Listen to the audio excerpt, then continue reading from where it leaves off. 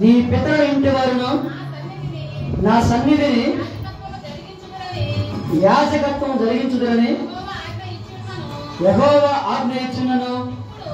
ఇప్పుడు అది నా మనసునకు కేవలము ప్రతికూలమాయునని ఇశ్రాయేలుల దేవుడని యెహోవా సెలవిచ్చుచున్నాడు. కావున యెహోవా వాక్కు ఏదనగా, నన్ను గనపరచువాడిని నేను గనపరచుదును, నన్ను తృణీకరించేవారు. చూడండి ఏమన్నాడు. ఈ వాక్యాన్ని మనం జాగ్రత్తగా పరిశీలించుకుందాం. నన్ను గనపరచువాడిని ఏమంటున్నాడు? నేను గనపరుస్తానంటున్నాడు. నన్ను గనపరచువాడిని నేను గనపరుస్తాను, నన్ను తృణీకరించేవాడిని నేను తృణీకరిస్తాను. ఈ మాట చెప్తుంది ఎవరంటే యెహోవా దేవుడు చెప్తున్నాడు. యెహోవా దేవుడు చెప్తున్నాడు. ఎవరు చెప్తున్నాడు? ఒక దైవజనుడి ద్వారాగా చెప్పిస్తున్నాడు. నిజంగా మన జీవితంలో ఎలా ఉండాలంటే దేవుని కనపరిచేవారుగా ఉండాలి. ఎలా ఉండాలి? దేవుని కనపరచాలి. చాలా మందికి తెలియదు ఆ వాస్తవం. చాలా మందికి ఆ వాస్తవం తెలియదు. ఎందుకంటే వాస్తవం ఎప్పుడు అర్థమైందంటే వెలుగులో ఉన్నప్పుడు అర్థమైపోయింది. ఏమంటే ఇక్కడ ఇప్పుడు ఆ వెలుగు ఉంది కాబట్టి ఈ పుస్తకంలో ఏముందో నాకు కనబడుతుంది. అదే చీకటిగా ఉంటే కనబడిద్దా? కనబడిద్దా? కనబడదు. ఎప్పుడైతే నువ్వు వెలుగులోకి వస్తావో, వెలుగులో నడుస్తావో, అప్పుడు అర్థమైంది వాస్తవం అనేది. అప్పుడు దాకా ఏది వాస్తవమో, ఏది అబద్ధమో, ఏది నిజమో, ఏది మాయో అది ఎవరికి అర్థం కాదు. అందుకే దేవుడు అన్నాడు, నీవు వెలుగు సంబంధి కదా అన్నాడు. నీవు ఏ సంబంధివి? ఏ సంబంధివి? చెప్పండి ఒకసారి. వెలుగు సంబంధులు. వెలుగు సంబంధులు అంటే వాక్యం అనే వెలుగులో నడిచేవాడు. ఎవడు? వాక్యం అనే వెలుగులో నడిచేవాడు వెలుగు సంబంధి. ప్రభు అన్నాడు, నేను లోకమునకు వెలుగును అన్నాడు. ఏమన్నాడు? లోకమునకు నీకు వెలుగు కావాలా, చీకటి కావాలా? వెలుగు కావాలి. వెలుగు కావాలి. వెలుగు కావాలంటే ఆదివారం పూట 10 గంటలకి ఈ మందిరంలో వెలుగు వచ్చింది. ఏమొచ్చింది? ఏమొచ్చింది? కంపల్సరీ వచ్చింది. నీకు వెలుగు కావాలంటే, వెలుగు అంటే ఏంటి? నీ హృదయం వెలిగిపోయింది. ఎప్పుడు తెలుసా? ఇక్కడ దేవుని మందిరంలో ఉన్నప్పుడు. అదే ఆదివారం పూట ఉదయం 10 నుంచి 11 నుంచి 1 గంట దాకా ఏం ప్రతిస్తుంది? వెలుగు ప్రతిస్తుంది. దేవుని వాక్యం అనే వెలుగు ఉంటుంది ఇక్కడ. చాలా మంది లేదు. కొంతమంది చూస్తే మగాలు అసలు వెలుగు ఉండదు. ఎందుకు ఉండదు తెలుసా? వెలుగు ఉండాలి. అప్పుడు మన ముఖం చూస్తే ఎలా ఉండాలి? వెలిగిపోతా ఉండాలి. ఎప్పుడు నువ్వు బంగారం వేసుకున్నప్పుడు, లేకపోతే మొఖానికి పౌడర్ పూసినప్పుడు కాదు. నీ హృదయంలో దేవుని వాక్యం ఉండాలి. ఏముండాలి? దేవుని వాక్యం ఉంటే అప్పుడు నీ మనసు ఎప్పుడు కూడా సంతోషంగా ఉంటుంది. నీ కళ్ళల్లో ఆనందం నిలబడిద్ది. ఏముంటుంది? నీ మనసుకు నెమ్మది కలిగింది. ఏం కలిగితే? ప్రభు ఏమన్నాడు? ప్రయాసపడి భారం మోసుకుంటున్న సమర్థులారా ఏమన్నాడు? నా యొద్దకు రండి. ఎక్కడికి రావాలి? నా యొద్దకు రండి. ఎక్కడికి రావాలి? ఆయన దగ్గర రావాలి. ఎప్పుడు? ఎప్పుడు రావాలి? ఆదివారం పూట వచ్చేది ఏం కావాలి? ఆదివారం పూట కాదు. ఎప్పుడు పిలిచినా అప్పుడు దేవుడు వస్తాడు. ఏమన్నాడు? నువ్వు ఎప్పుడు పిలిచినా దేవుడు నీ వరకు వస్తాడు. అర్థమైందా? నువ్వు ఎప్పుడు యేసయ్య అంటే చాలు ఆయన క్షణాల్లో వాలిపోతాడు. అవునా? ఏమవుతాడు? హెలికాప్టర్లు రాకపోవచ్చు, ఏరోప్లేన్లు రాకపోవచ్చు, కార్లు రాకపోవచ్చు. ఆయన మెరుపు వేగంతో వస్తాడు. ఏమేమో మెరుపు వేగంతో వస్తాడు. ఎందుకంటే ఆయన సింహాసనం నుంచి ఏమొస్తుంది తెలుసా? మెరుపు వస్తుంది. ఏమొస్తుంది? ఏమొస్తుంది? మెరుపు వస్తుంది. ఎందుకంటే ఆయన చూడండి, ఆయన నడుస్తూ ఉంటే అంట, ఆయన ఆ నడకంట పర్వతములు బద్దలిపోతాయి. ఏమవుతాయంట? పర్వతములు బద్దలిపోతాయి. ఒక్కసారి ఆయన అటువైపుగా సంచరిస్తే చూడండి, అటువంటి దేవుణ్ణి మనం కలిగి ఉన్నాం. అటువంటి దేవుడిని మనం ఆరాధిస్తున్నాం చూడండి. కాబట్టి మనం నమ్ముకున్న దేవుడు, మనము ఆరాధిస్తున్న దేవుడు, మనం వెంబడిస్తున్న దేవుడు, మనం ప్రేమిస్తున్న దేవుడు ఆషామాషి దేవుడు కాదు. తప్పకుండా తప్పకుండా వాడిని కనపరచాలి. ఏం చేయాలి? తల్లి గర్భంలో నేను ఎన్నుకున్నాడు, తల్లి గర్భంలో రూపించాడు, నీకు కళ్ళు ఇచ్చాడు, ముక్కిచ్చాడు, చెవిచ్చాడు, పంచేంద్రియాలు నీకు ఇచ్చాడు. ఏమిచ్చాడు? పంచభూతాలు ఇచ్చాడు, పంచేంద్రియాలు నీకు ఇచ్చాడు. చూడండి, ఎందుకో తెలుసా? చూపుతో ఆయన చూడటానికి, చెవితో ఆయన మాటలు వినటానికి, అవునా? ముక్కుతో ఏం చేయాలి? వాసన. ఏ వాసన? సువాసన. ఏ సువాసన? ఏ సువాసన? అత్తడు కాదు, వాక్యము కూడా పరిమళిస్తుంది. నీ నడకలో వాక్యం ఉండాలి, నీ చూపులో వాక్యం ఉండాలి, నువ్వు మాట్లాడితే వాక్యం. ఎందుకంటే వాక్యమే దేవుడు, వాక్యమే దేవుడు, దేవుడు, దేవుడు, దేవుడు. చూడండి, కాబట్టి నన్ను గణపరచువాడిని నేను గణపరుస్తాను. చూడండి, దేవుని మనసు అర్థం చేసుకోవాలి. ఎన్ని సంవత్సరాలు మందిరానికి వచ్చిన ఉపయోగం. ఇప్పుడు దేవుని మనసులో ఏముంది? అసలు దేవుడు ఏం కోరుకుంటున్నాడు, దేవుడు ఏం ఆలోచిస్తున్నాడు, చాలా మందికి తెలియదు ఆ విషయం. దేవుడి మనసులో ఏముంది, దేవుడు ఏం కోరుకుంటున్నాడు. మరి ఆయన శిలువలో రక్తం కారిపోతున్నప్పటికీ ఆయన ఒక దొంగని రక్షించాడు. చూడండి, ఆయన మనసు ఎలాంటిది? ఆయన మనసు గొప్పది, ఆయన మనసు బంగారం, ఆయన మనసు వెన్నది, ఆయన మనసులో త్యాగం ఉంది, ఆయనలో కనికరం ఉంది, ఆయనలో జాలి ఉంది, ఆయనలో దయ ఉంది. మరి చూడండి, ఒక పక్కన ఆయన శిలువలో వేలాడుతున్నాడు, ఒక పక్క రక్తం కారిపోతా ఉంది, అవమానించబడ్డాడు, కొట్టించుకున్నాడు. ఆయన ఏమన్నాడు? వీరేమి చేస్తున్నారు వీరు ఎరుగరు. అదే మనం ఒక మాట అన్నాం అనుకోండి, ఊరుకుంటావా? ఎన్నో సంవత్సరాలు సరే మీసం మెలేసి తొడగొట్టి కంపల్సరిగా ఆ మాటకు మాట తీర్చుకోకపోతే నేను ఫలానా వ్యక్తినే కాదు అంటాడు. కానీ మనలో మార్పు రావాలి. ఏ రావాలి? మార్పు రావాలి. నీలో మార్పు రావాలి, నాలో మార్పు రావాలి. మార్పు కోసమే ఇక్కడికి వచ్చాం. అవునా? ఎక్కడికి వచ్చాం? దేవుని మందిరంలో వచ్చి ఆయన మాటలు వింటున్నాం. అందుకే దేవుని వాక్యం వింటే ప్రతి ఒక్కరు కూడా మార్చబడతారు, ప్రతి ఒక్కరు కూడా మలచబడతారు. కానీ అపవాది ఏంటంటే వాక్యపు వెలుగులోనికి రానికుండా చేస్తారు. ఏం చేస్తారు? క్షణక్షణం క్షణక్షణం ప్రతి క్షణం అడుగడుగులు అడుగడుగులు అడుగడుగులు అడుగడుగులు అడుగులు ఈ బోర్డర్లకు రానికుండా చేస్తారు. అవునా? అనేక మంది ప్రవేశింప చూతురు కానీ వారి వలన కాదు. ఎందుకు? ఇది ఇరుకు మార్గం. ఏ మార్గం ఇది? ఏ మార్గం ఇది? ఇరుకు మార్గం. ఏ మార్గం ఇది? ఇరుకు మార్గం. ఇప్పుడు ఒక ఇంట్లో ఒక 10 మంది ఉండొచ్చు, అదే ఇంట్లో 100 మంది మనం ఉంటామా? కానీ నువ్వు ఆ 100 మందిలో ఉంటాం కాదు, ఆ 10 మందిలో ఉండాలి. దాని కొరకు నువ్వు పోరాడాలి. దేని కొరకు? దేని కొరకు పోరాడాలి? ఇరుకు మార్గంలో ప్రవేశించడానికి పోరాడాలి. కాబట్టి అప్పుడు నువ్వు దేవుని కనపరుస్తావు. చూడండి, ఈ మాట ఎందుకు చెప్పాడంటే దేవుడు నన్ను గణపరచువాన్ని. చూడండి, ఈ మాట మామూలు మాట కాదు, తేలిగా తీసుకునే మాట కాదు, ఆషామాషి మాట కాదు. ఆయన మనసులో ఒక వేదన కనిపిస్తుంది, ఆయన మనసులో ఒక బాధ కనిపిస్తుంది. నన్ను గణపరచువాన్ని నేను గణపరుస్తాను. చూడండి, ఆయన ఎలా కనపరచాలంటే, ఎలా కనపరచాలి? ఈ మట్టి దేహంతో ఆయన్ని మహిమపరచాలి. నీ ఆఖరి శ్వాస వరకు, నీ ఆఖరి చూపు వరకు ఆయనను కనపరుస్తూనే ఉండాలి. అవునా?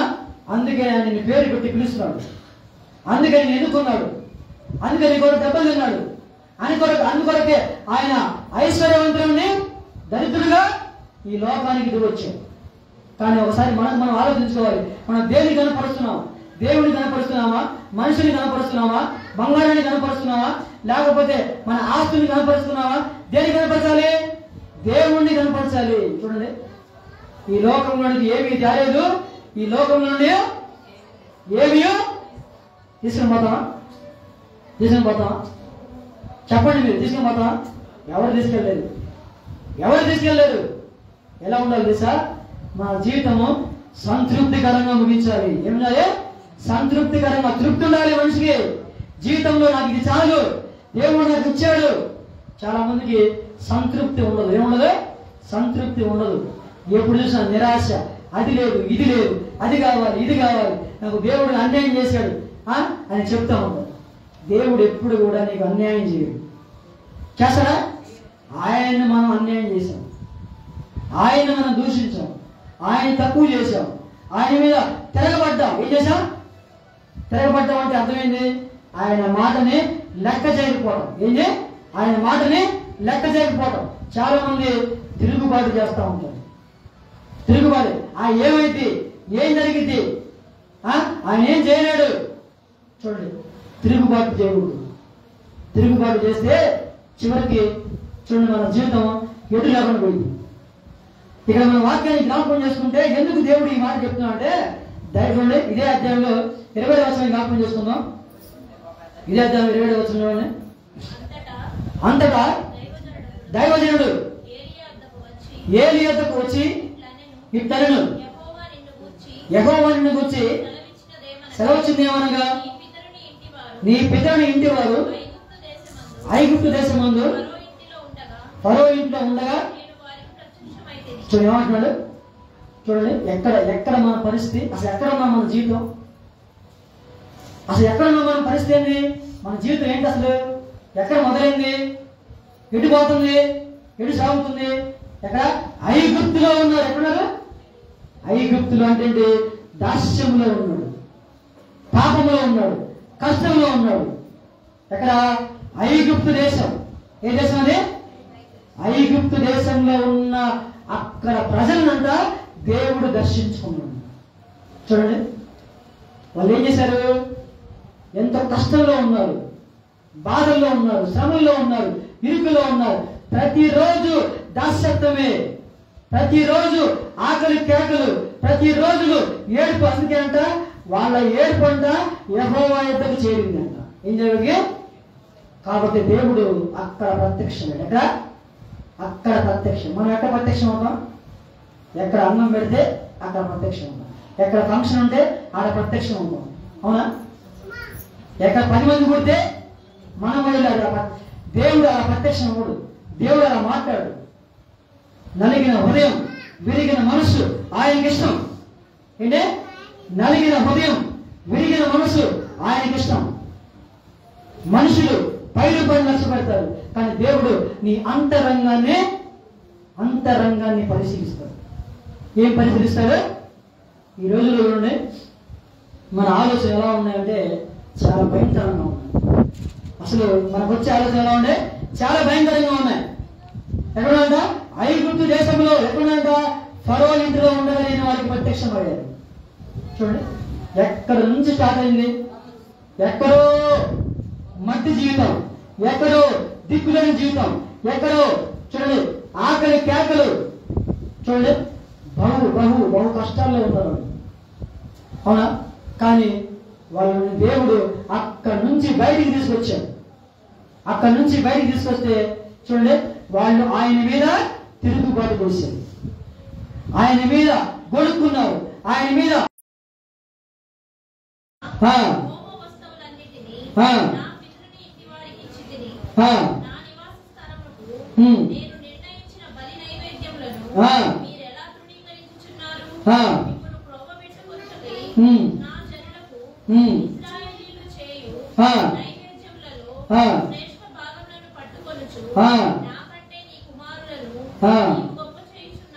ఏమన్నాడు? నాకంటే నీ కుమారులు ఎక్కువైపోయాడు. నా సేవ కంటే నీ కుమారుల సేవ ఎక్కువైంది, వాళ్ళ పెత్తనం ఎక్కువైంది. చూడండి వాళ్ళ ఆర్భాటం ఎక్కువైపోయింది, వాళ్ళ హంగులు ఎక్కువైపోయింది, వాళ్ళ ఆలోచన ఎక్కువైపోయినాయి, నిర్ణయాలు ఎక్కువైపోయినాయి. చూడండి ఎలా ఉన్నాయి? నీవు ఎక్కడో ఉన్నావు తీసుకొచ్చి నా మందిరంలో నేను నిలబెడితే ఏం చేస్తారంటే వీళ్ళు నా జనులను మీరు తృణీకరించున్నారు. చూడండి ఇది నా నివాస స్థలం. ఏ స్థలం ఇది? ఏ నివాస స్థలం ఇది? ఇది ఏ స్థలం? ఇది దేవుని నివాస స్థలం, దేవుడు సంచరించే స్థలం, దేవుడు మాట్లాడే స్థలం. దేవుని మనసు ఎక్కడ ఉందో తెలుసా? ఆయన మందిరం మీద ఉంది. ఎవరిది? ఆయన మందిరం మీద ఉంది. చూడండి, ఎక్కడ ఆయన లోకం మీద ఉండదు. ఆయన లోకంలో విషయాల మీద ఉండదు, లోకంలో వస్తువుల మీద ఉండదు. కాబట్టి అపవాది ఆయన్ని పైకి తీసుకెళ్ళాడు. ఎక్కడ తీసుకెళ్ళాడు? ఆలయ శిఖరం నిలబెట్టాడు. ఏమన్నాడు? ఒక్కసారి నువ్వు నాకు మొక్కితే ఈ భూలోక రాజ్యములన్నీ నీకు ఇస్తా అన్నాడు. ఏమన్నాడు? ఈ భూలోక రాజ్యములన్నీ కూడా నీకు ఇస్తా అన్నాడు. చూడండి, కానీ ప్రభు ఏమన్నాడు? నీ దేవునికి మాత్రమే నువ్వు మొక్కాలి. నాకు నీ రాజ్యం అవసరం లేదు, నాకు నీ ఆర్భాటం అవసరం లేదు, నీ అధికారం నాకు అవసరం లేదు. ఏం కావాలి? ప్రభు అయిన దేవునికి మాత్రమే నువ్వు మొక్కాలి. చూడండి, ఏమంటాడు? ఇది నా నివాస స్థలం. అయితే వాళ్ళు ఏం చేస్తారంట? ఆ నివాస స్థలంలో ఏలి కుమారుడు ఏం చేస్తున్నారు తెలుసా? జనులను ఏం చేస్తారంట? తృణీకరిస్తున్నారు. చూడండి, శ్రేష్ఠ భాగములు పట్టుకుంటున్నారు. ఏం చేస్తారంట? శ్రేష్ఠ భాగములు. శ్రేష్ఠ భాగములు అంటే ఏంటి? విలువైన భాగములు. ఆ మందిరంలో దేవుని దాసుడు ఏలి ఉన్నాడు, ఆయన కుమారుడు అక్కడ సేవ చేస్తున్నారు. ఎక్కడ? దేవుని మందిరంలో దేవుని పని చేస్తున్నారు. ఏలి అంటే దైవజనుడు, ఆయన కుటుంబం సేవ చేస్తుంది. ఎక్కడ? దేవుని మందిరంలో. అయితే ఈయన ఏం చేస్తున్నాడు? చూడండి, దేవుడి కంటే కూడా వాళ్ళ కుమారుని గొప్పగా చేసుకుంటాడంట. నిజంగా మన జీవితంలో దేవుడి కంటే గొప్పగా ఏది మనం తీసుకోకూడదు. దేవుడు రాకముందు నువ్వు అలా అనుకోవచ్చు, కానీ దేవుడు నమ్ముకున్న తర్వాత, దేవుడిలో ఉన్నప్పుడు, దేవుడిలో కొనసాగినప్పుడు మనకి దేవుడి కంటే ఎక్కువ ఏది కాదు. ఇప్పుడు నేను చేస్తున్న ఉద్యోగం నాకు దేవుడి పని కంటే ఎక్కువేం కాదు. ఎందుకు? అది నాకు ఎవరు ఇచ్చారు? దేవుడు ఇచ్చాడు. ఇది ఎక్కువ. ఏది? దేవుడు పని చేయడం గొప్పదనం. నాకు తెలిసి ప్రపంచంలో ఏదైనా గొప్ప అంటే దేవుని పనే. దేవుని పని అంటే వాక్యం చెప్పడమే కాదు, దేవుని మాట చెప్పడం కూడా గొప్పదనమే. దేవుని వాక్యం పాడటం కూడా, దేవుని పాట పాడటం కూడా గొప్పదే. దేవుని మందిరంలో ఉండడం కూడా గొప్పదే. కాబట్టి మీరు చేసే పని, నేను చేసే పని అది గొప్ప పని. ఎందుకు? మనం ఆయన మహిమపరుస్తున్నాం, ఆయన కనపరుస్తున్నాం. కాబట్టి మనం చేసే పని కంటే చూడండి దేవుడి పని కంటే మనం చేసే పని గొప్పది కాదని దేవుడు చెప్తున్నాడు. నాకంటే ఏది గొప్పది లేదు.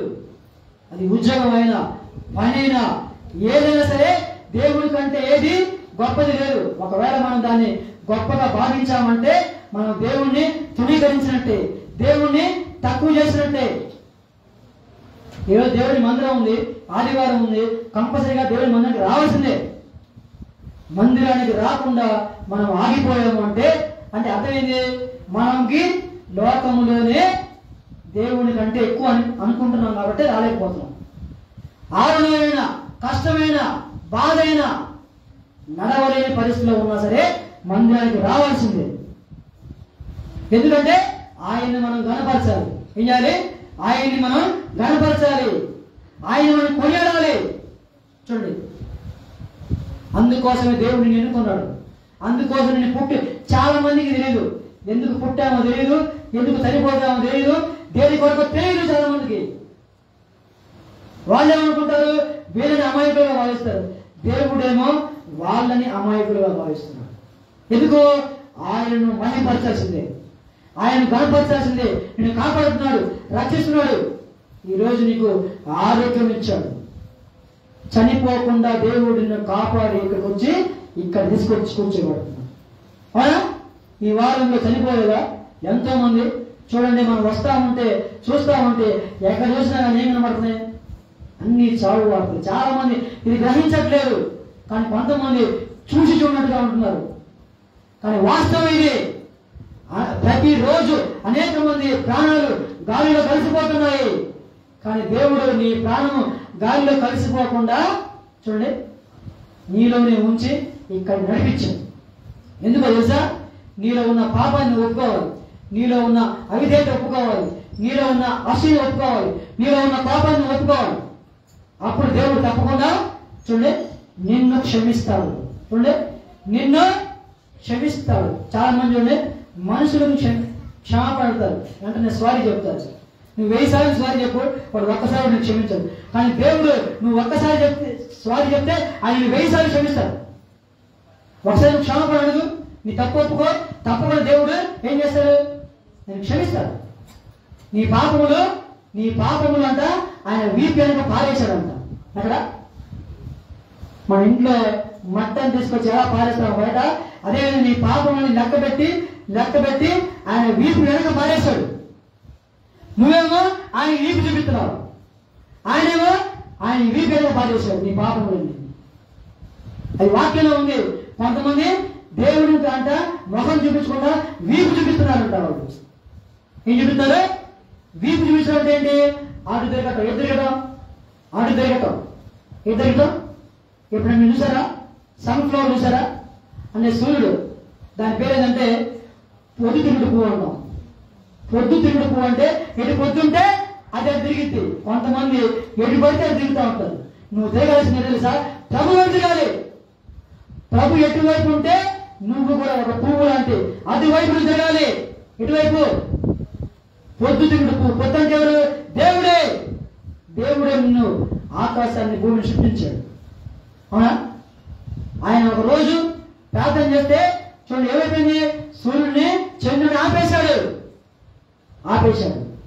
ఎందుకంటే కాలంలో సమయంలో ఆయన స్వాధీనంలో ఉన్నాయి. వీళ్ళేం చేస్తున్నారు చూడండి, ఒకేసారి అక్కడికి వచ్చిన మందిరానికి వచ్చే వాళ్ళని ఏం చేస్తున్నా తృణీకరిస్తున్నారు. ఇంకా మనం బాగా అర్థం కావాలంటే 2వ అధ్యాయం చూడండి.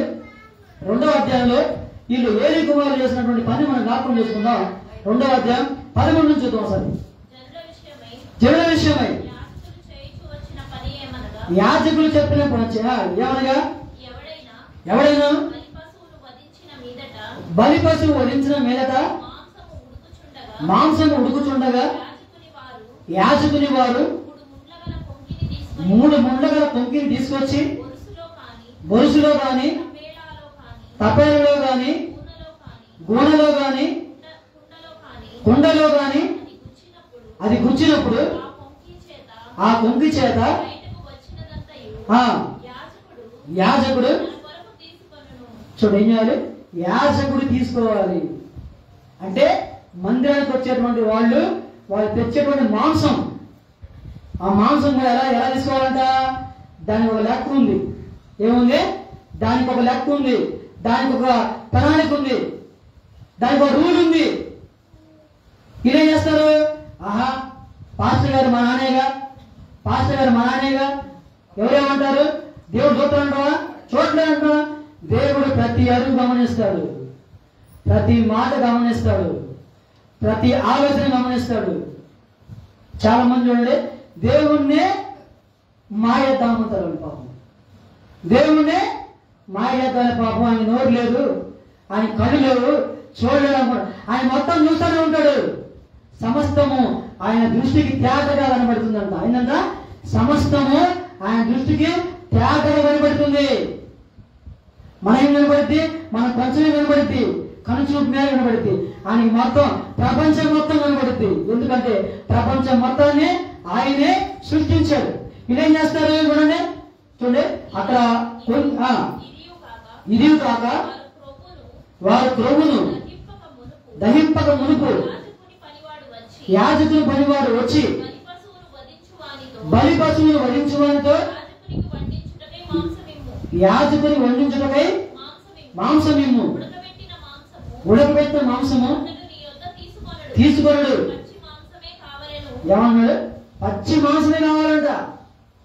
అసలు ఇంకా బలి కూడా ఇవ్వలేదు, ఇంకా దేవుడికి పెట్టలేదు, దేవుడికి నైవేద్యం ఇవ్వలేదు. వీడు ముందుగానే వాలిపోతాడు, క్షణాల్లో వాలిపోతాడు. మనం కూడా చూసాం, కొంతమంది ఫోటోని పోస్తూ ఉంటారు. తర్వాత కోసిన తర్వాత ఆ కోసిన వాళ్ళకి ఎంతమంది ఇవ్వాలి కంపల్సరీగా, అవునే కదా? ఎవరైతే అక్కడ వాళ్ళకి సంబంధించిన మాటలు చెప్పి కోసినప్పుడు ఏమి ఇవ్వాలి? కొంచెం ఇవ్వాలి. అంతే మొత్తం తీసుకెళ్తామా? వీళ్ళు మొత్తం తీసుకెళ్తున్నారు. ఇంకా దేవుడికి లేదు, ఏం లేదు, నైవేద్యం లేదు. చూడండి తరువాత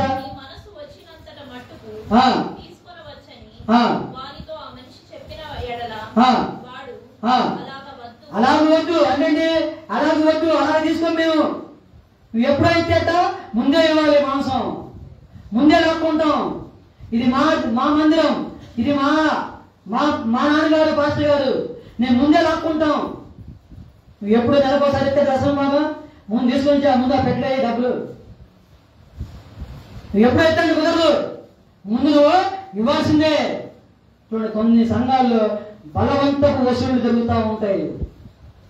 బలవంతం, ఇది కూడా అంతే, ఇది బలవంతపు వసూలు. ఇది దేవుని మందిరంలో దేవుని బిడ్డల దగ్గర బలవంతపు వసూలు చేస్తున్నారు ఎవరు? ఏలి కుమారుడు. చూడండి, దానికి నియమం లేదు, ఒక నైవేద్యం లేదు, ఒక ప్రార్థన లేదు, అంతా కూడా అతిక్రమింప చేయటం. అంటే ఏంటి? రూల్ని అతిక్రమింప చేయటం. చూడండి, తర్వాత ఇప్పుడే ఇవ్వను, లేని ఎడల చూడండి బలవంతము చేత. చూడండి ఏమంటాడు? బలవంతము చేత. చూడండి, కొన్ని సంఘాల్లో దశమ భాగం ఇవ్వకుండా నువ్వు కనబడ్డావు అనుకో, ఇంకేం లేదు, నెక్స్ట్ వారం అదే టాపిక్ ఉంటుంది. ఏ టాపిక్? దశమ భాగం మీదే ఒక టాపిక్ ఉంటుంది. చూడండి, ఎందుకు? కంపల్సరీగా నువ్వు నీకు వచ్చినటువంటి పింఛన్లు కానీ లేకపోతే వస్తువులు ఇవ్వాల్సింది అని చెప్పేసి కొన్ని సంఘాల రూల్స్ ఉంటాయి. ఇక ఏదో చేస్తారు, బలవంతంగా లాక్కుంటున్నారు, బలవంతంగా వసూలు పాల్పడుతున్నారు. చూడండి, ఎవరు చేస్తారు? మనం బయట చూస్తూ ఉంటాం. బలవంతంగా కొంతమంది ఆ షాపుల కాడ, కొంతమంది లేకపోతే బయట పండ్లు అమ్ముకున్న బలవంతం షాపుకి ఎంతని ఒక 50 రూపాయలు 100 రూపాయలు బలవంతపు వసూలు చేస్తూ ఉంటారు కొంతమంది. చూడండి, అది కూడా అండి, అది న్యాయ విరుద్ధమైనది. చూడండి నెక్స్ట్, జనులు యెహోవాకు నైవేద్యం చేయడంలో అసహ్యపడకు. చూడండి, అసహ్యేస్తుంది పాప, అసహ్యం వేసింది వాళ్ళకి. చర్చికి వచ్చే వాళ్ళకి అసహ్యం పుట్టింది.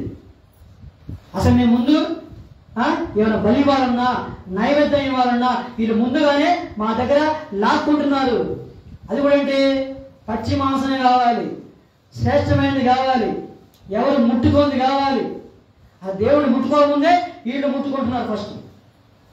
కాబట్టి ఆ యవ్వనులంట ఏమైనా కారణమయ్యారు. వారి పాపము చూడండి యెహోవా సన్నిధిని చూడండి, అయినా దేవుడు క్షమించాడు. బలవంతం వసూలు చేసినా దేవుడు ఏం మాట్లాడలా, వాళ్ళు అన్యాయం చేసినా దేవుడు మాట్లాడలా, వాళ్ళు లాక్కుంటున్నా వాళ్ళేమనుకున్నారు? ఆ దేవుడు మోవాళ్ళే, ఏముందిలే, ఇది మా రాజ్యం, మా సామ్రాజ్యం, మాది మాది మాది అనుకున్నారు వాళ్ళు. ఎవరు? ఆ యవనస్తులు అని పాస్టర్ గారి కుమారుడు. వాళ్ళని చెప్పండి, ఆయన పేరేంటి? ఏలీ కుమారుడు.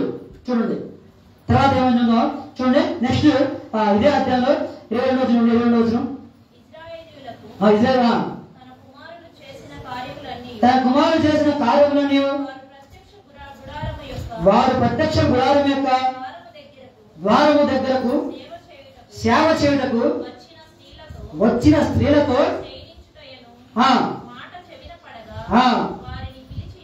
చూడండి ఏమంటారు? ఏం చేస్తారు? దేవుని మందిరానికి వచ్చేటువంటి ఆడవాళ్ల మీద వీళ్ళ కన్ను పడింది. ఎవరి కన్ను? దేవుని దాసుని యొక్క కుమారుడు. చూడండి, ఎవరి మీద పడింది? అక్కడ వచ్చేవాళ్ళ మీద కూడా కాదు, పని చేసేవాళ్ళు. ఎక్కడ వాళ్ళు?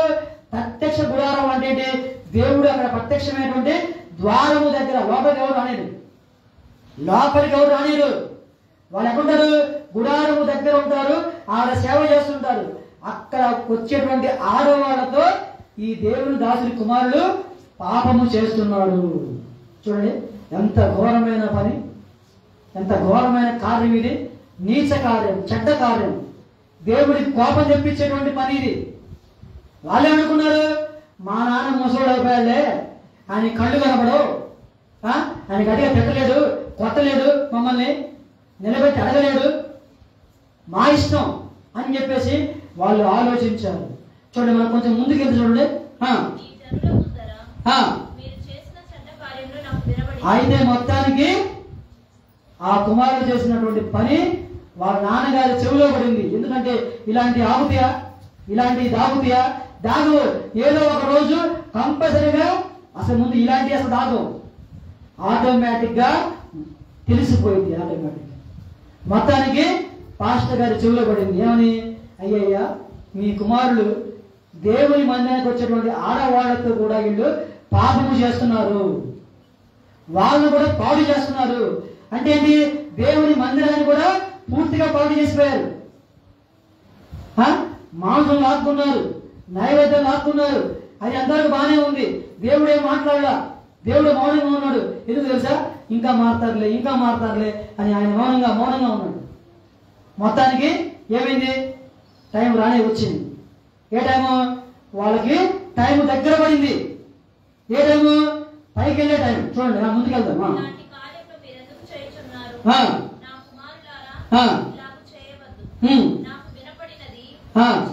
మంచిది కాదు.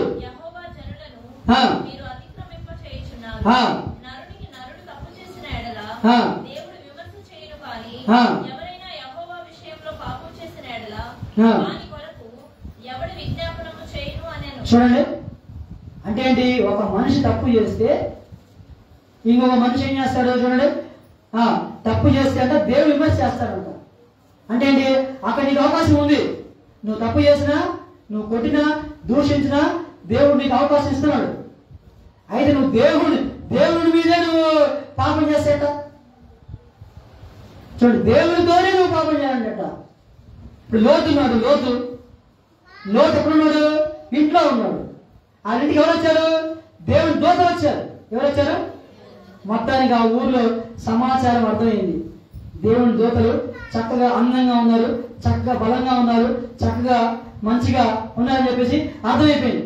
వెంటనే అంట ఆ ఊర్లో అంట ఊరు మొత్తం వెళ్ళిందంట. అక్కడికి లోటు ఇంటికి వెళ్ళింది. ఎందుకు? వాళ్ళతో మేము పాపం చేయాలి అని చెప్పేసి మొత్తం పిల్లల నుంచి పెద్దవాళ్ళు, మొత్తం ముసలోళ్ళు, వృద్ధులు మొత్తం ఉండి ఆ ఇంటి మీద పడ్డారంట. తెస్తావా లేదా బయటికి వాళ్ళందరినీ? మేము వాళ్ళతో పాపం చేయాలి అని చెప్పేసి చూడండి అడిగారు. వాళ్ళు కొంచెమైనా కళ్ళు పనిచేసినా, కళ్ళు గుడ్డోడు. ఎందుకంటే వాళ్ళెవరు? దేవుడి దూతలు, దేవుడి కుమారుడు, సాక్షాత్ దేవుడే వచ్చేదానికి. చూడండి, ఒక్కసారిగా దేవుడు ఆకాశం నుండి అగ్ని పిలిపించాడు. నేల మొలకకుండా లేపే. అంటే ఏంటి? అందరిని నేలమట్టం చేశాడు. ఏం చేశాడు? నేలమట్టం చేశాడు. ఎందుకు? ఆయన కోపం వచ్చింది. సాక్షాత్తు దేవుడే దిగొచ్చాడు అక్కడికి. అసలు ఏం జరుగుతుందో నాకు అర్థం కావాలని చెప్పేసి మొత్తం అదే కార్యంలో మునిగిపోతున్నారు, అదే పనిలో మునిగిపోతున్నారు. వేసే ప్రతి అడుగు దానికోసమే. చూడండి, ఇంకా మనం ముందుకెళ్తున్నారు. ఏమన్నారు?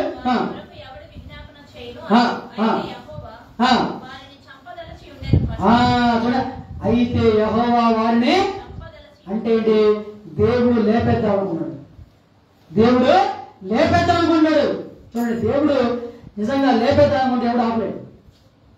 ఆయన అంత కోపం వచ్చింది. ఒకవేళ ఆ స్త్రీలకు ఉన్నటువంటి భర్తల కోపం రాకపోవచ్చు, వాళ్ళు తెలియకపోవచ్చు, తెలిసిన వాళ్ళు మౌనంగా ఉండొచ్చు.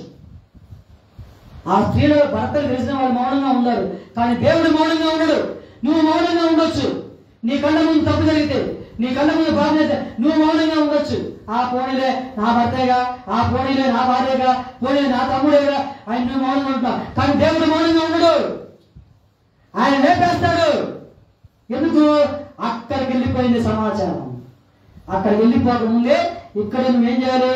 నీ ప్రార్థనతో చేసిన పాపాన్ని నువ్వు అరికట్టాలి. ఏముందిలే మా తమ్ముడే కదా, ఏముందిలే మా అబ్బాయే కదా, పాపం చేస్తూ నువ్వు ఊరుకున్నావంటే తప్పకుండా దేవుడు ఏదో ఒక రోజు ఎవరినైనా ఆయన శిక్షిస్తాడు. ఎవరినైనా సరే ఆయన శిక్షిస్తాడు. నువ్వేం చేయాలి? నువ్వు అడ్డుపడాలి, నువ్వు ఆపాలి, నువ్వు ఖండించాలి. చూడండి, ఇక్కడ ఏంటి? ఆయన ఖండించలేకపోయాడు, ఆయన ఆపలేకపోయాడు. ఆయన మాట వాళ్ళు లెక్క చేయాల. మా నాన్న ముసలోడు, మా నాన్నకి కళ్ళు లేవు, మా నాన్నకి మైండ్ లేదు. ఆయన ఏం చేస్తాడు? మాకెవరు అడ్డం చెప్తారు పాపం చేస్తే? అది మందిరంలో ద్వారం దగ్గర స్త్రీలతో మేము పాపం చేస్తున్నాం అనే ఒక ఆలోచన లేకుండా. ఎందుకంటే వీళ్ళలో ఒక క్వాలిటీ ఉంది. వాళ్ళు దేవుని మందిరంలో ఉన్నారంట, కానీ దేవుని వాక్యం తెలియదంట, ప్రార్థన లేదంట. చూడగా మనం చూస్తే 2వ అధ్యాయము 12వ వచనంలో ఏలి కుమారుడు యెహోవాను ఎరుగని వారై దుర్మార్గులు. ఎవరు? అసలు మామూలు దుర్మార్గం కాదు ఇది. ఎక్కడ జరుగుతుంది కాదు, దేవుని మందిరంలో జరుగుతున్నటువంటి పాపాన్ని దేవుడు చూడండి గుర్తు చేస్తున్నాడు. ఆయన మౌనంగా ఉండడు. ఆయన తప్పకుండా దేవుడు ముందుకు వస్తాడు, నిలబడతాడు, ఖడ్గం చేస్తాడు, ఆయన కంపల్సరిగా శిక్షిస్తాడు. చూడండి, ఇది కూడా ఒక హెచ్చరిక. ఎవరికి హెచ్చరిక? దేవుని సేవ జరిగిస్తున్న సేవకులకు ఒక హెచ్చరిక, వారి కుమారులకు ఒక హెచ్చరిక, వారి కుటుంబాలకు ఒక హెచ్చరిక. ఏంటి? దేవుని మందిరం అంటే ఏంటి? అది పవిత్రమైనది, పవిత్రమైన కార్యము జరిగించేది. దేవుని కార్యం ఇక్కడ జరిగింది. దేవుని సన్నిధి, దేవుని ప్రసన్నత ఎక్కడ? దేవుని మందిరంలో ఉంటుంది. ఇక్కడ ఎలా పడితే అలాగా మనము చేయడానికి అర్హత లేదు. దేవుణ్ణి అడగాలి, దేవుని నిర్ణయం తీసుకోవాలి, ఆయనతో పలకాలి, ఆయనతో ప్రత్యక్షంగా సంబంధం కలిగి ఉండాలి. చూడండి, ఇది ఒక హెచ్చరిక. ఎవరికి? దైవజనులకు ఒక హెచ్చరిక, వారి కుమారులకు ఒక హెచ్చరిక, సంఘానికి ఒక హెచ్చరిక. దేవుడు అందుకన్నాడు, నన్ను గణపరచు వాడిని నేను గణపరుస్తాను, నన్ను తృణీకరించు వాడిని నేను తృణీకరిస్తాను. చూడండి, ఎలా ఉండాల్సిన కుటుంబం ఎలా అయిపోయింది. నేను ఎంత గొప్పగా చేశాడు, తీసుకొచ్చి నేల కొట్టేశాడు. కదా, దేవుడు చూడండి తీసుకెళ్తే పైకి తీసుకెళ్తాడు, తేడా వస్తే అంతే రియాక్షన్తో కిందకేసి కొడతాడు. సైతాన్ చేసినదే పొరపాటు. సైతానికి ఉన్నటువంటి బలం ఏంటంటే దేవుడి కాడికి వెళ్ళగలడు, దేవుడి పక్కన నిలబడగలడు. దేవుడికి ఎంత అధికారం ఉందో అంత అధికారం దేవుడు సైతానికి ఇచ్చాడు. అయితే మనవాడికి ఏంటంటే కుర్చీ మీద కన్ను పడింది, అధికారం మీద కన్ను పడింది. ఏమన్నాడు? నేను దేవుని కంటే. ఏమన్నాడు? దేవుని కంటే అంటే ఏంటి? దేవుని కంటే గొప్పగా చూసుకోవాలి. నేను మేఘం ఎక్కుతాను, నేను మంచిగా సంగీతం వాయించగలను, నా దగ్గర అందం ఉంది, ఐశ్వర్యం ఉంది అనుకున్నాడు. తీసుకొచ్చి ఏడపడేశారు, నేలకేసి కొట్టాడు. భూమి కూడా నిరాకారంగా మారిపోయిందంట. ఏమైందంటే సైతాను దోతలు కింద పడినప్పుడు భూమి ఆకారం కోల్పోయింది. తర్వాత యేసు ప్రభువు వచ్చినప్పుడు దీనికి ఒక ఆకారం వచ్చింది. యేసు ప్రభువు వచ్చినప్పుడు దీనికి ఒక ఆకారం వచ్చింది, దీని విలువ పెరిగింది. ఎప్పుడు? యేసు ప్రభువు ఈ భూమి మీద కాలు పెట్టినప్పుడు ఈ భూమికి విలువ వచ్చింది, ఈ భూమి రేటు పెరిగింది. ఎప్పుడు? యేసు ప్రభువు కాలు పెట్టినప్పుడు. ఎందుకంటే ఆయన బంగారం లాంటి పాదము ఈ భూమి మీద మోపాడు. అవునా? ఎందుకంటే ఆకాశము ఆయన సింహాసనము, భూమి ఆయన పాదపీఠం. చూడండి, వెంటనే దేవుడు ఏమంటాడు? యెహోవా వారిని చంపదలచెను కనుక. చూడండి, అక్కడ వాడుంది, కనుక వాడు వినకపోయేది. చూడండి, వాడు తండ్రి యొక్క మొరను. కొంతమంది చూడండి ఎంతో చెప్తాం, అయ్యా నువ్వు ప్యాకెట్ అడొద్దయ్యా, నువ్వు మందు అడొద్దయ్యా. చూడండి, పాపం భార్య రోజు బతిలాడుతూనే ఉంటుంది. అవునా? రోజు బతిలాడుతూ ఉంటుంది. కోపం వచ్చి రోగలు పడి పడిపోతాడు. చూసి చూసి ఏం చేసింది? రోగలు పడిపోయి పాపం. ఎవరైనా ఆమె కూడా మనసే పాపం. చూసి చూసి చెప్పి చెప్పి చెప్పి ఇసుకుపుట్టి ఈయనేమంటాడు? ప్రసాద్ ఏం కొట్టేస్తాడు, నీ మీద కొట్టి నేను తాగిన అంటాడు. నీ మీద కొట్టాడు, ఆయన మీద ఆయన పోతాడు పాపం. నీ మీద కొట్టు అంటాడు, అంతే. సో ఆయన మాట్లాడా ఆ కొద్దిసేపే. గడప దాటితే ఇవన్నీ కనపడవు. గడప ఉన్నంతసేపు ఎలాగైనా సరే మెండలో తాగి పెట్టైనా సరే తాకటి పెట్టి తాగుతారు కొంతమంది. తేడా ఆడతారు. ఏంటి? మెండలో తాగుబడి తీసి తాకటి పెట్టి. చూడండి, ఎందుకు? దేవుడు ఎన్ని గమనిస్తున్నాడు. చూడండి, ప్రతి కుటుంబంలో మనం దేవుణ్ణి ఆహ్వానించాలి. దేవుణ్ణి ఆహ్వానించాలి. దేవుణ్ణి ఆహ్వానించలేకపోతే ఆటోమేటిక్ గా అపవాది కుటుంబంలో టెస్ట్ చేసుకొని కూర్చుంటాడు. ఈరోజు చూడండి, చాలా కుటుంబాలు ఏమవుతున్నాయి? పతనమైపోతున్నాయి. మామూలు పతనాలు కాదు. పతనంలో ఎలా చూసినా ముసలోళ్ళు కనపడుతున్నారు, యవనస్తులు కనపట్ల, వాళ్ళతో ఖాళీ అయిపోతున్నారు. లోకంలో అన్ని కూడా అకాల మరణాలు, అన్ని కూడా యవనస్తులు చనిపోతున్నారు. చూడండి, ఎందుకు? ఆ కుటుంబాల్లో దేవునికి అవకాశం ఇవ్వకపోవడం వల్ల, దేవుని ప్రేమించకపోవడం వల్ల. దేవునికి ప్రథమ స్థానం కల్పించాలి. ఏం చేయాలి? ప్రథమ స్థానం కల్పించాలి. దేవుని ఆహ్వానించాలి. దేవుని ఎద్దకు రండి, అప్పుడు ఆయన మీ ఎద్దకు వస్తాడు. మీ యొద్దకు వస్తాడు. నువ్వు ఆయన తీసుకెళ్ళాలి. ఎక్కడ తీసుకెళ్ళాలి? ఆయన తీసుకెళ్ళాలి. ఇంటి లోపల తీసుకెళ్ళి ఆయన కూర్చోబెట్టి ఆయన అన్నం పెట్టాలి. ఇయ్యాలి. ప్రభు ఏమన్నాడు? నేను నీ దగ్గరకు వస్తాడు, నీకు నేను భోజనం చేస్తా అన్నాడు. మనం వండుకున్న భోజనం కాదు, ఆయన ఆత్మీయమైన ఆహారం ఆయనకు పెట్టాలి. ఆయన ఆకలి కొంటే నువ్వు అన్నం పెట్టాలి. ఆయన దాహం వేస్తే నీళ్ళు ఇవ్వాలి. ఏంటి? జీవజలం. ఏం వేయాలి? నీలో ఉన్న ఆత్మ ఆయనదే. ఆత్మకి ఏం కావాలి? ఏం కావాలి ఆయనకి? ఆత్మకి వాక్యం కావాలి, ప్రార్థన కావాలి, దేవుని సన్నిధి కావాలి. చూడండి, యెహోవా చంపదలిచి ఉండెను, కాబట్టి వాళ్ళు ఆయన మాట వినకలేకపోయిరి. అంటే ఏంటి? యెహోవా మాట లెక్క చేయలేదు. చూడండి చివరికి ఏమైంది చూడండి. చివరికి చూడండి ఒకసారి మనం చూస్తే 4వ అధ్యాయం చూడండి. 4వ అధ్యాయంలో మనం చూస్తే మొదటి నుంచి కొన్ని మాటలు జ్ఞాపకం చేస్తున్నాం.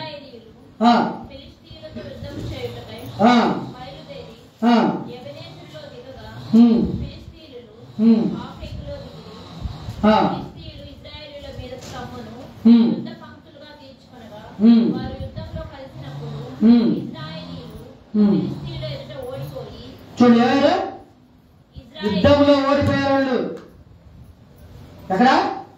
యుద్ధంలో ఓడిపోయారు.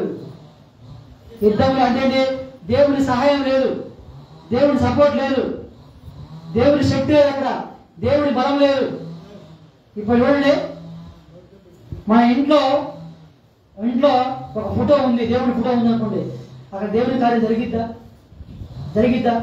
అక్కడ దేవుని మందసం ఉంది, అక్కడ దేవుడు ఏమయ్యారు? దేవుని మందసం ఉన్నా కానీ ఆడ పని చేయాల. కేవలం దేవుడి ఫోటోనే కాదు, ఏముండాలి? ఆయన ఆత్మ సంచారం జరగాలి. ఎక్కడ? మీ గృహంలో, మన ఇంట్లో ఆయన సన్నిధి, ఆయన దూతలు తిరుగుతూ ఉండాలి. ఏం చేయాలంట? ఆయన దూతలు తిరుగుతా ఎక్కడ? దేవుడి మందిరంలో ఆయనతో. ఎప్పుడు? నువ్వు ఆయన ఆహ్వానించినప్పుడు. అవునా? ఒక్కసారి నువ్వు మోకాలు చేసి ప్రార్థన చేస్తే చూడండి ఏమవుతుంది తెలుసా? గొప్ప కార్యం జరిగింది. ప్రతి ఇంటిలో మోకాలు చేసి నువ్వు ప్రార్థన చేస్తే, ప్రభువాని పిలిస్తే ఏమవుతుంది తెలుసా? నీ ఇంటి పైన స్లాబ్ సీలింగ్ మొత్తం కూడా 2 పక్కలు ఇట్లా విడుచుకొని దేవుని శక్తి లోపలికి వచ్చింది. అది నీకు తెలియకపోవచ్చు, దేవుని శక్తి. మరి యేసుప్రభువు వారు బాప్తిసం తీసుకున్నప్పుడు ఆకాశము తెరవబడింది. ఏమైంది? ఆకాశము తెరవబడిందంట. దేవుని ఆత్మ దిగొచ్చింది. నువ్వు ప్రార్థన చేసినప్పుడు తప్పకుండా ఏమైంది? గొప్ప కార్యం జరిగింది. ఎలా చేయాలి ప్రార్థన తెలుసా? పట్టుదలతో ప్రార్థన చేయాలి. ఏం చేయాలి? పట్టుదలతో. చూడండి, చివరిగా మనం ఆ మాట ఉంచుకుందాం. రోమాపత్రిక చూడండి. రోమాపత్రికలో చూడండి.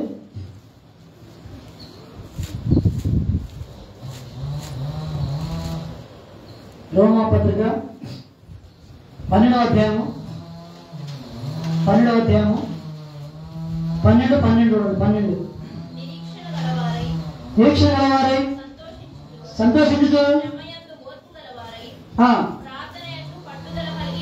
ఏమన్నాడు? ప్రార్థన యందు ఏముండాలి?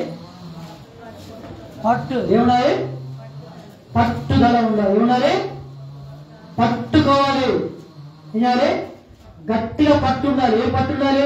ఉడుపు పట్టు కాదు. ఏం పట్టు? ఉడుపు పట్టు, రంప పట్టు కాదు. గట్టిగా నేను ఈరోజు మందిరానికి వెళ్ళాలి, ప్రార్థన చేయాలి, వాక్యం చదవాలి అని ఏముండాలి? పట్టుదల ఉండాలి. ఏముండాలి? కానీ ఒక మాత్రం వాస్తవం, మందిరానికి వస్తే మనకి శక్తి వచ్చింది, మనకి బలం వస్తుంది.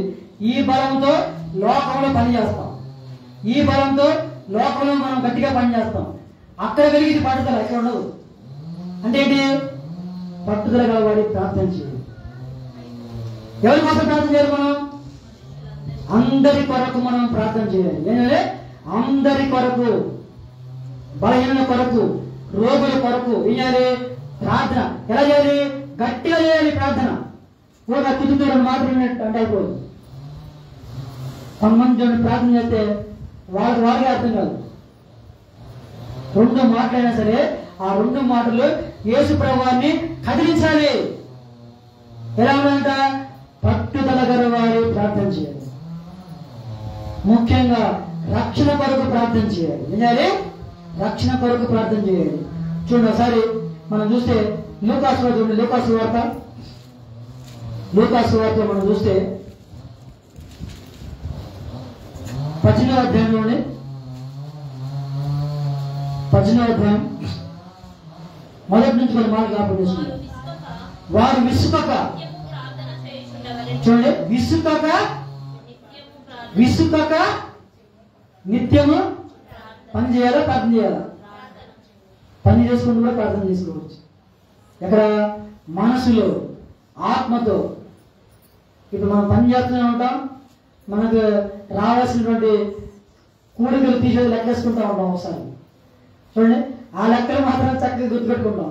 కానీ ఏమంటాడు? విసుకక నిత్యము ప్రార్థన చేయాలి. వినాలి, విసుకక. అది 1 గంట, 2 గంటల, 3 గంటల, 12గా. దీనికి టైం ఉండదు, దీనికి ముహూర్తం ఉండదు, నక్షత్రం ఉండదు, తిథి ఉండదు. అన్ని కూడా శుభలగ్నాలే. ఎక్కడ? దేవుడి విషయంలో వస్తే దీని ఒక కాలంలో, సమయంలో ఏమి ఉండవు. అన్ని శుభం కలుగుడు. ప్రభువు నీకు శుభం కలుగుడు కాక అన్నాడు. ఏమన్నాడు? నీకు శుభం కలుగుడు కాక అన్నాడు. చూడండి, విసుకక నిత్యము ప్రార్థన చేయుచు దేవునికి భయపడకయు మనుష్యులను లక్ష్యపెట్టకయు నుండు. ఒక న్యాయాధిపతి ఒక పట్టణంలో ఉండేను. ఆ పట్టణంలో ఒక విధవరాలు ఉండేను. చూడండి, ఎవరైనా ఒక న్యాయాధిపతి, ఎవరైనా అంటే ఏంటి? ఒక జడ్జి లాంటి వ్యక్తి. ఇవెవరు? ఒక విధవరాలు.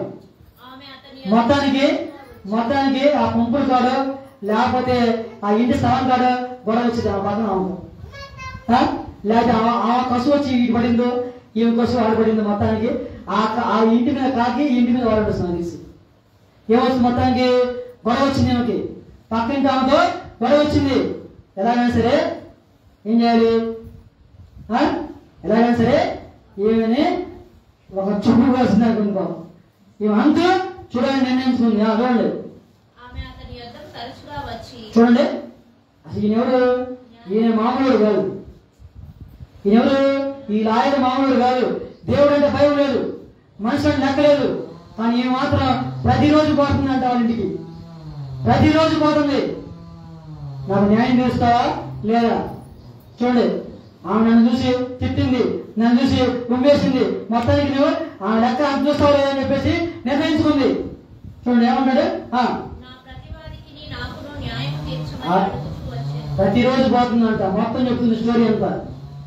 మరి పెడుతుందో అర్థం కావట్లా, లేకపోతే ఏమవుతుందో అర్థం కావట్లా, అది కసు ఇటు పడిందో అర్థం కావట్లా. మొత్తానికి మాత్రం రోజు పోతుందంట. కొంతకాలము ఈమె పొద్దున్నే తలుపు తీస్తుంటే ఈమె ప్రత్యక్షం అవుతున్నారు ఇంటి ముందు. తలుపు కొంతమంది చూడండి 5ంటికి మొదలు పెడతారు సుప్రభాతాలు. టీవీలో కాదు, ఇంట్లో. అసలు మామూలు కూడా సుప్రభాతాలు ఎంత స్పష్టంగా ఉంటాయంటే ఆ మాటలు వెంటంటే మనసు చెల్లుమంటా ఉంటుంది. ఎంత తీయని మాటలు.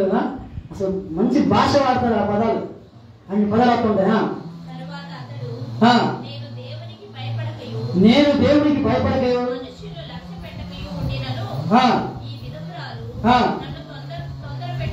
నన్ను తొందర పెట్టుతున్నది కనుక. అమ్మ చూడండి, మాటి పడుతుందంట. ఏంటంటే ఈ యొక్క పని పాట లేదు, వెళ్తుంది, దూరం వెళ్తుంది. లారీ గారు వస్తాడు లేదా బయటికి? పాపం ఆయన ఒక పక్క అన్నం తినొచ్చు, టీ తాగుతుండొచ్చు, కాఫీ తాగుతుండొచ్చు, స్నానం చేసుకుండొచ్చు. మొత్తం డోర్ పడుతుంది, డోర్ పడుతుంది. నువ్వు వస్తావా రా బయటికి, లేకపోతే నీ ఎంత వస్తానండి అమ్మ. మొత్తానికి భయపడ్డాడు బాబు లారీ గారు.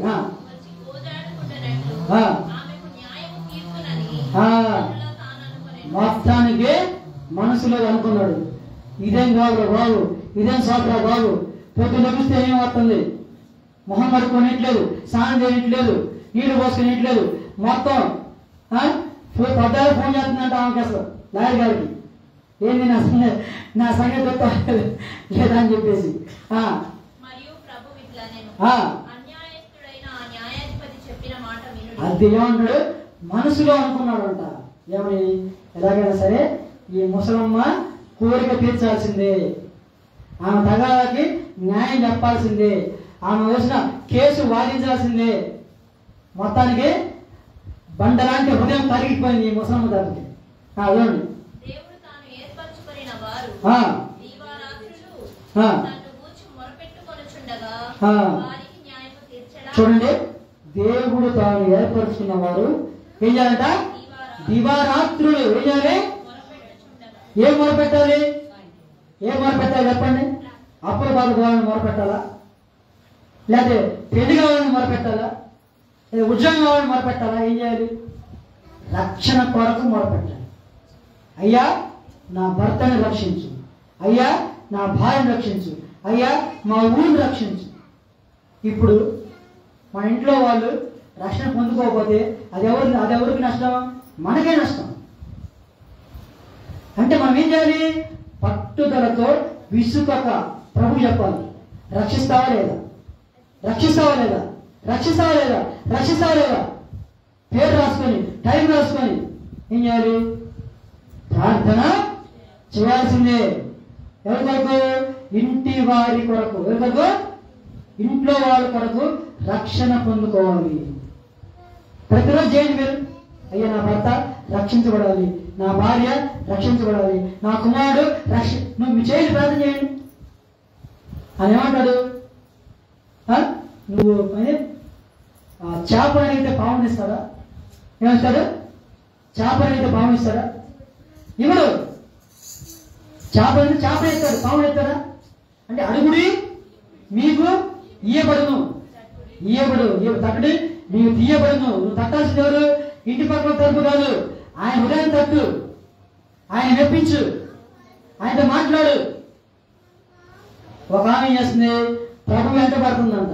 ఎంటబడి చూడండి, మా పాప ఆమె ఏం చేసింది? ఎంటబడింది. ఆమె ఎవరు? కనాను స్త్రీ. ఏ స్త్రీ? కనాను స్త్రీ.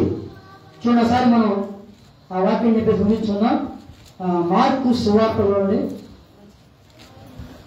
ముగించుకుందాం ఒకసారి. ప్రభు ఏంటంటే మన విశ్వాసాన్ని చూస్తారు. మార్కు సువార్త, మార్కు సువార్త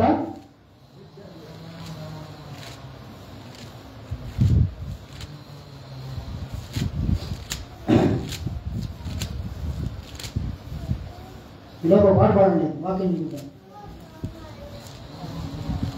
చూడండి, మనం చూస్తే ఇక్కడ ఒక మాట ఉంది. ప్రభు చెప్పిన మాట ఏంటంటే, ఒక కనాను స్త్రీ యేసు ప్రభు వారిని వెంటబడుతుందంట. ఏమని? అయ్యా నా కుమార్తెకి దయ్యం పట్టింది, వదిలించమని ఆమె అడుగుతున్నాడు పాపం. చూడండి ఒకసారి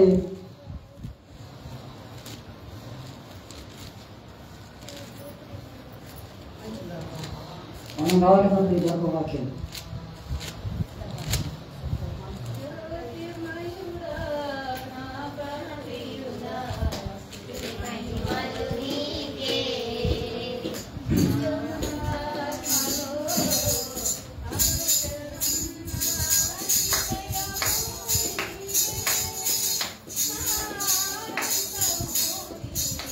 చూడండి 15వ అధ్యాయం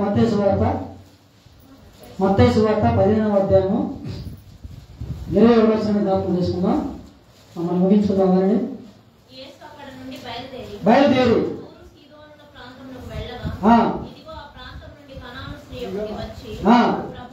ప్రభువా దావీదు కుమారుడా నా కరుణింపుము, దయ్యము పట్టి కేకలు వేసిందంట.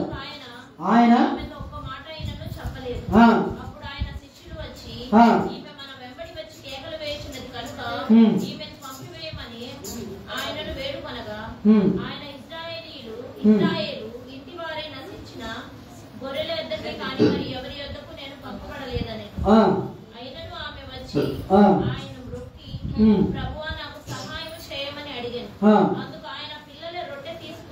కుక్క పిల్లకు వేయుట యుక్తం కాదని చెప్పగా ప్రభు ఏమన్నాడు? పిల్లలు రొట్టె తీసుకొని కుక్క పిల్ల వేయుటకు యుక్తం కాదని చూడండి ఇక్కడ ఎవరు? పిల్లలు, కుక్క పిల్లలు రెండు ఉన్నాయి ఇక్కడ. పిల్లలు, కుక్క పిల్లలు ఉన్నాయంట. దేవుడు ఏమంటాడు? పిల్లలు రొట్టె తీసుకొని కుక్క పిల్లలకు వేట యుక్తం కాదు. ఆమె నిజమే, ఆమె నిజమే ప్రభువా. కుక్క పిల్లలు కూడా యజమానుల బల్లల మీద నుండి పడు ముక్కలు తినదు కదా అని చూడండి. ఒక్కసారిగా ప్రభు ఆశ్చర్యపోయాడు. ఒక్కసారిగా ప్రభు అసలు అంతకుముందు ప్రభు మాట్లాడలేదు. అసలు ప్రభుని కదిలించిన ఒక స్త్రీ వాళ్ళ కుమారుడు దయ్యం పట్టింది, ఎన్నోసార్లు వేడుకుంది. ప్రభు ఏమన్నాడు? నేను పిల్లల రొట్టె తీసుకొని కుక్క పిల్లలకి వేయటం యుక్తం కాదు అన్నాడు. కానీ ఏమేమంటుంది? అయ్యా కనీసం ఆ రొట్టె ముక్క బల్ల మీద నుంచి కింద పడి చాలా ఏరుకుంటాను. ఆ విశ్వాసం చూడండి ఎంత గొప్పదో. మామూలు గొప్పది కాదు. చూడు కింద ఏమన్నాడు? కుక్క పిల్లలు బల్ల మీద నుండి పడు ముక్కలు తినడు కదా అని చెప్పాను. యేసు, అమ్మా నీ విశ్వాసం గొప్పది, నీ విశ్వాసము గొప్పది. చూడండి, విశ్వాసం గొప్పది.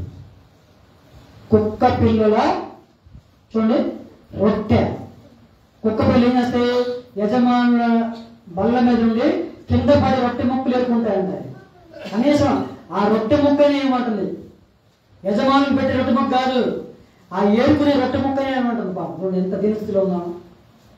ఈ మామూలు స్త్రీ కాదు, కనాను స్త్రీ. ఏ స్త్రీ? కనాను స్త్రీ. కానీ అవసరం అలా ఉంది. అవసరం అలా నడిపించినామని లేక ప్రభు లెక్క తిరగాళ్ళు కనీసం రొట్టె ముక్క కోసం కూడా ఇక్కడ ఆశపడింది. వెంటనే ఆమె స్వస్థ పొందుతుంది. చూడండి, ఆ విశ్వాసాన్ని దేవుడు గమనిస్తాడు. ప్రభువుని కదిలించే విశ్వాసాన్ని దేవుడు